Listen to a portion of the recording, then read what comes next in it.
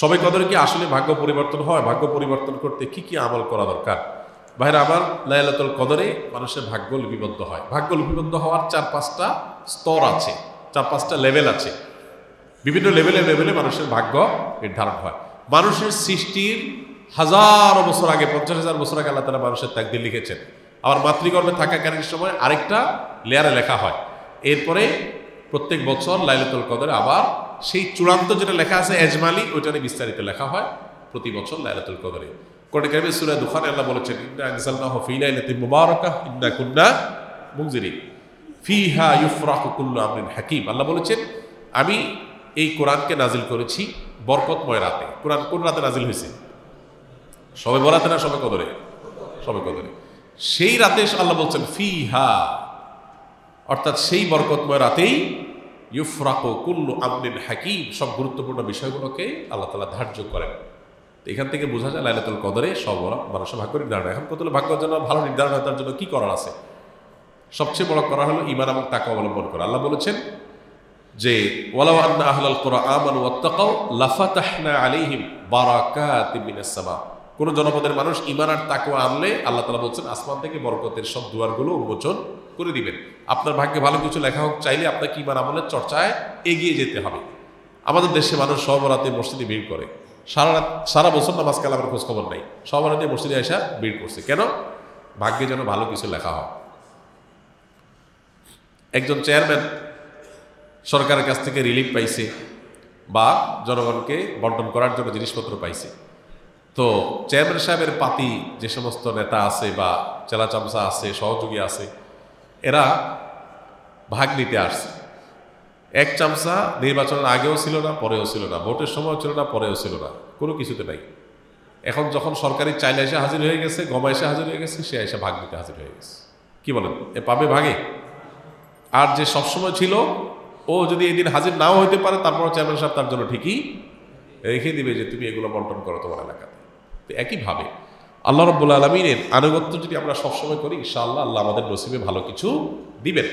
এক রাতের ইবাদত করে সব নিজের পক্ষে নিয়ে নিবা, সারা বছর আকাম করবো, এটা সঠিক পদ্ধতি না। দ্বিতীয়ত হলো লা ইয়ারুদ্দু তাকদির ইল্লা দুআ। দোয়া এমন একটা হাতিয়ার যে আল্লাহ তাআলা তাকদিরের 2টা পার্ট আছে, একটা গায়রে মুবরাম, একটা মুবরাম, একটা চূড়ান্ত, একটা অচূড়ান্ত।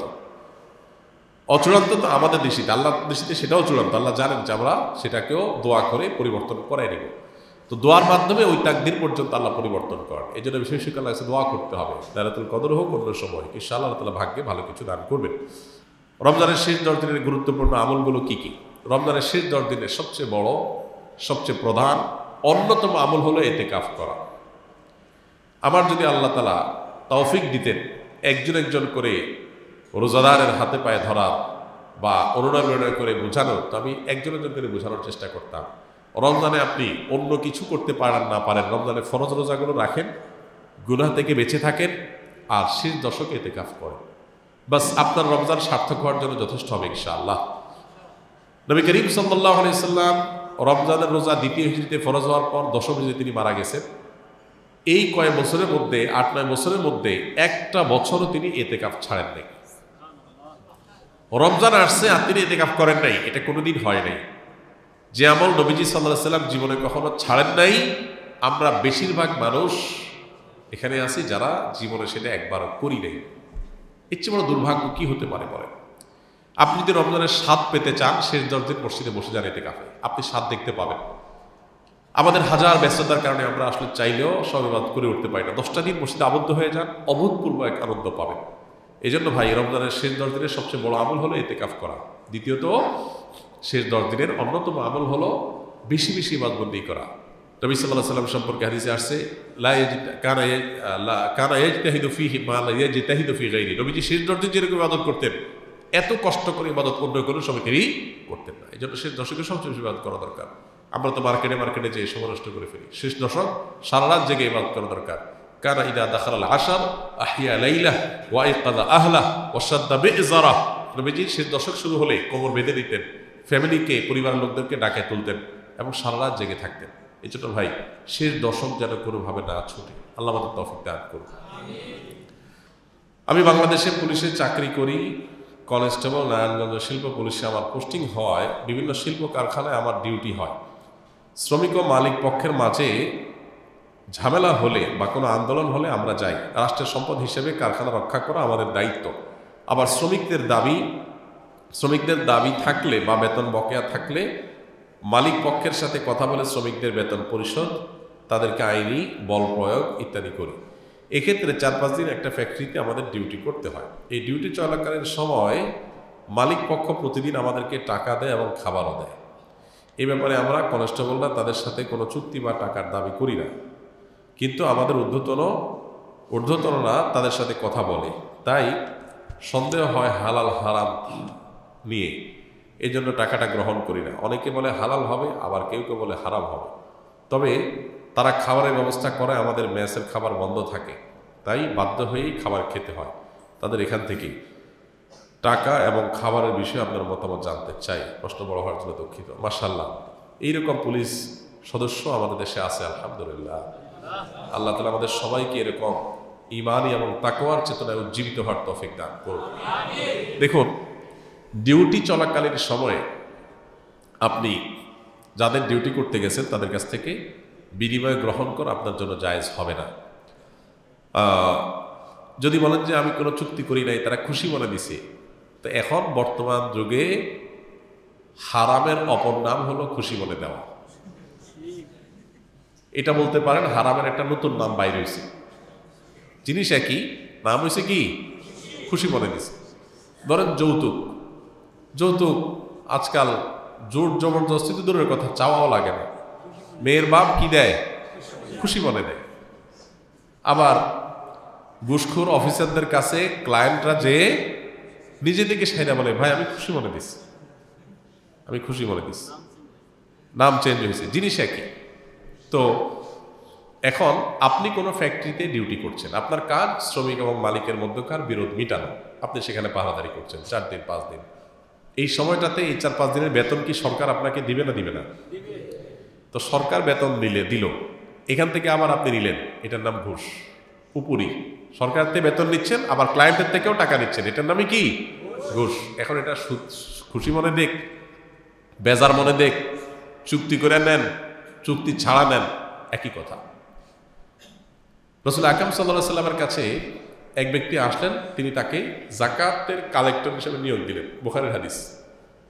ওই ব্যক্তি যাকাত কালেকশন করতে গেছে, যাকাত কালেকশন করে নিয়ে আসছে, আমি বলছি আল্লাহ রাসূল, এগুলো আপনার রাষ্ট্রীয় কোষাগারের, আর এটা আমাকে যাকাত আদায়কারী ব্যক্তিগতভাবে দিছে। রাসূল আকরাম সাল্লাল্লাহু আলাইহি ওয়াসাল্লাম বললেন, তুমি যাকাত যে কালেকশন করছো, এটার বিনিময়ে তোমাকে তো আমি বেতন দিব রাষ্ট্রীয় কোষাগার থেকে। এই যে অতিরিক্ত যেটা নিছো তুমি ক্লায়েন্টের কাছ থেকে, এটা তোমাকে সে কেন দিছে? আমাকে খুশি মনে দিচ্ছে, আমাকে সে দিছে, আমাকে দিছে, বলেই দিছে যে আমাকে, আমি তো চাই না, জোর করি না, সেই দিছে। তো এই যে অ্যাপ্রোচ, এটা যখন তিনি করলেন, তখন নবী সাল্লাল্লাহু আলাইহি ওয়াসাল্লাম তাকে বললেন, তুমি যদি বাসায় থাকতা, এই দায়িত্বে না থাকতা, তোমাকে যদি আমি কালেক্টর হিসেবে নিয়োগ না দিতাম, সে কি খুশি হলে তোমার বাসায় যা দিয়ে আসতো? এটা তাহলে বোঝা গেল এই দায়িত্বের কারণে তোমাকে দিস। তাহলে দায়িত্বের জন্য তুমি একদিকে এখান থেকে বেতন নিবা, আবার ক্লায়েন্ট থেকে টাকা নিবা, দুইটা জায়েজ হবে না, যে কোনো একটাতে যেতে হবে। এই জন্য এটা জায়েজ হবে না। এখন প্রশ্ন হলো খাবারের ব্যাপারটা যদি এমন হয়, নিয়মই যদি এরকম থাকে যে যেখানে ডিউটি করবে তারা খাবার দিবে, তাহলে সেক্ষেত্রে তাদের খাবার আপনার জন্য খাওয়া জায়েজ। যে ফ্যাক্টরি মালিক তাদের স্বার্থ সংরক্ষণ করছেন, বাংলাদেশ পুলিশ বা শিল্প পুলিশ কর্তৃপক্ষের যদি নিয়মই থাকে যে ডিউটি চলাকালীন সময় সেখানে যাদের সুবিধাভোগী তারা খাবার দিবে, তাহলে মেসের খানা যেহেতু আপনার বন্ধ আছে, বোঝা যাচ্ছে যে এরকম একটা নিয়ম হয়তো আছে। যদি থাকে তাহলে খানাটা আপনি গ্রহণ করতে পারেন, কিন্তু টাকা গ্রহণ করা জায়েজ হবে না। এই লোভ সামলানো বড় কঠিন, সামনে এই বাচ্চাদের খরচ আছে, সামলাটা অনেক কঠিন। কিন্তু ভাই, হারাম মানুষকে কখনো সুখী করে না। অনেক বড় বড় অট্টালিকার মালিক 2 নম্বর টাকা দিয়ে কামাই করছে, সবাই জানে হাজি সাহেব, বড়লোক সাহেব, সভাপতি সাহেব, সেক্রেটারি সাহেব, কিন্তু সে নিজে জানে সে চোর সাহেব, সে হারামখোর সাহেব, সে জানে সে দুর্নীতিবাজ সাহেব। এই জন্য নাতিপুতি মোছে তাও দিয়া তেল দিয়ে ঘুরে বেড়ায়, ঈদের সময় বউ করে বাইক বা ঘুরে বেড়ায়, বড় বড় দামি দামি গাড়ি হাঁকা। কেন? কারণ দাদার অনেক 2 নম্বর টাকা আছে, বাপের অনেক 2 নম্বর টাকা আছে, এগুলো হাঁকাইতেছে, তার কাছে খুব ভালো লাগতেছে। কিন্তু ওই বাড়িওয়ালা টাকাওয়ালা যে নিজে, সে নিজে একা একা যখন বসে তখন চিন্তা করে, রে নাতি আমার, তুই যদি জানতি আমার জুতা দিবি নাকি? আমি তো মানুষের রক্ত চুষে এগুলো কামাই করছি, তুমি যে বাকাওয়াতে জাহির করতেছো এগুলো সব 2 নম্বর টাকা। এই জন্য অপরাধ করে সম্পদ করে মানুষ কখনো সুখী হয় না। অপরাধ বোধের একটা জ্বালা আছে, জ্বালা ভেতরে জ্বলে, সে নিজে তো জানে নিজে চোর। এই জন্য মানুষ যতই বলে মাশাআল্লাহ আল্লাহ হাজী সাহেবকে জান্নাতুল ফেরদাউস নসিব করুন, উনি 100 ভাগ সিমেন্ট দিয়েছেন, সব মুসল্লিরা বলে আমি, আর ওই লোক তখন মাথা নিচে চিন্তা করে ফেলে আমি তো চোর, এই হুজুর ব্যাককল নাকি, বুঝে না। তখন তার ভেতরের যে জ্বালা, ওইটা জ্বালার কারণে সে কিন্তু খুশি হয় না, তার মধ্যে কষ্ট হয়, ইস আমি হালাল টাকা তো দেই না, এগুলো সব মানুষের টাকা। এই জন্য হারামখোর কখনো সুখী হয় না।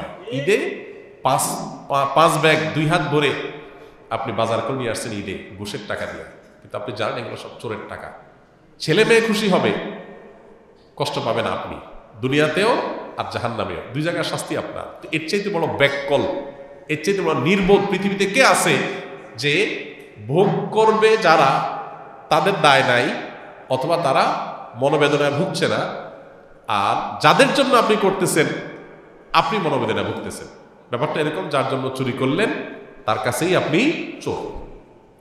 আর যদি কেউ হালাল পথে চলে, তার তেমন কোনো বাড়ি গাড়ি নাই, অথবা তার কোনো হারাম টাকা নাই, কুড়ে ঘরে হয়তো থাকে, সবাই হয়তো তাকে মনে করে গরিব, কিন্তু তার ভেতর থেকে সে সুখী, সে জানে যে আমি কোনো 2 নম্বরই করে যা করছি আমার টনটন করে বাঁচবে টাকা।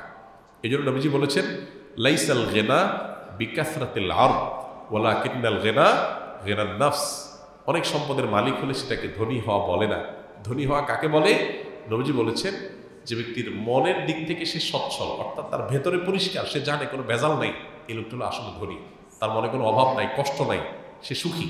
আর একজন অনেক আছে কিন্তু সে জানে সে টিন চোর, সে গম চোর, সে চাইল চোর, সে সরকারি টাকা চোর, সে দুর্নীতিবাজ, সে ডাকাত। মানুষ জানে হাজী সাহেব, মানুষ জানে সভাপতি সাহেব, মানুষ জানে মসজিদ কমিটির সেক্রেটারি সাহেব, আসলে উনি নিজে জানে উনি কি। তো এই জন্য সবার ক্ষেত্রে না, যারা অপরাধীদের কথা বলছে, তো এই জন্য হারাম থেকে বেঁচে থাকবেন, আল্লাহ তাআলা সুখ এবং শান্তি দান করবেন ইনশাআল্লাহ। জাযাকুমুল্লাহ খাইর।